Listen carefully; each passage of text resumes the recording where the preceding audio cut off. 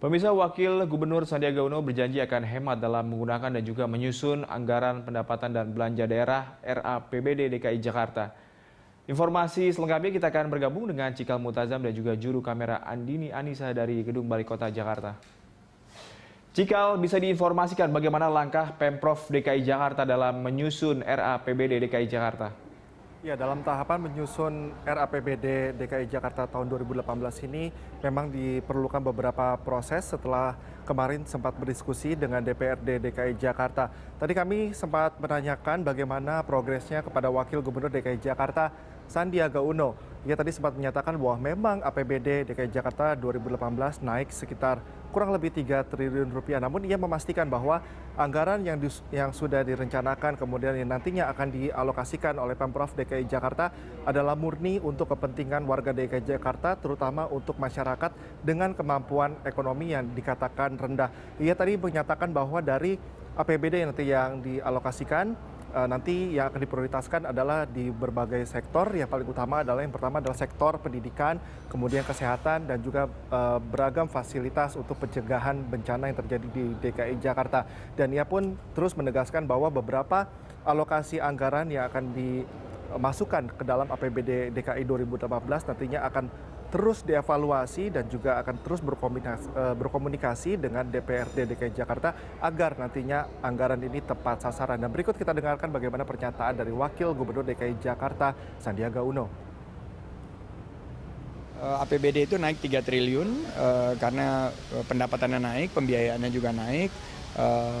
Tapi yang dapat kami pastikan ini APBD untuk rakyat yang termarginalkan, rakyat yang selama ini belum tersentuh pembangunan. Anggaran ini berpihak kepada warga, khususnya warga-warga yang ada di strata ekonomi terbawah, warga kurang mampu.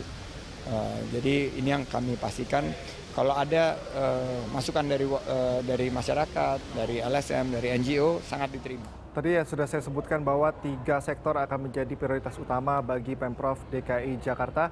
Dan tentunya ketika nanti sudah ada evaluasi, kemudian komunikasi lebih lanjut dengan DPRD akan segera dirumuskan dan ditetapkan dalam rapat paripurna yang akan diselenggarakan bersama DPRD dan juga dengan Pemprov DKI Jakarta. Sakti.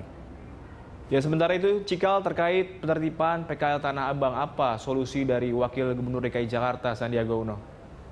Ya, ini seperti yang sudah disampaikan baik dari Gubernur DKI Jakarta Anies Baswedan, kemudian Wakil Gubernur DKI Jakarta Sandiaga Uno, bahwa Pemprov DKI Jakarta saat ini memikirkan tidak hanya bagaimana langkah penertiban terhadap sejumlah PKL di Tanah Abang yang tentunya berjualan hingga ke jalan dan juga mengganggu trotoar dan mengganggu fasilitas umum. Pemprov DKI Jakarta di sini juga akan memikirkan bagaimana solusi jangka panjang dari para PKL ini. Di antaranya adalah memikirkan bagaimana unit usaha yang akan diberikan kepada para PKL, artinya tidak hanya relokasi, tetapi nantinya daya belinya masyarakat akan berkurang, kemudian pendapatan mereka juga akan berkurang. Ini bukan solusi tadi yang kami dengarkan dari Sandiaga Uno, bukan. Dan penertiban ini akan terus dievaluasi oleh Pemprov DKI Jakarta. Berikut kita dengarkan bagaimana pernyataan dari Sandiaga Uno. Cara kami berpikir adalah lapangan kerja. Lapangan kerja sekarang yang bisa diserap itu adalah usaha mikro, usaha kecil. Dan banyak teman-teman PKL itu mencari nafkah karena ekonomi sekarang kan melambat. Jadi kami memastikan bahwa bukan hanya ditertibkan tapi dicari solusi.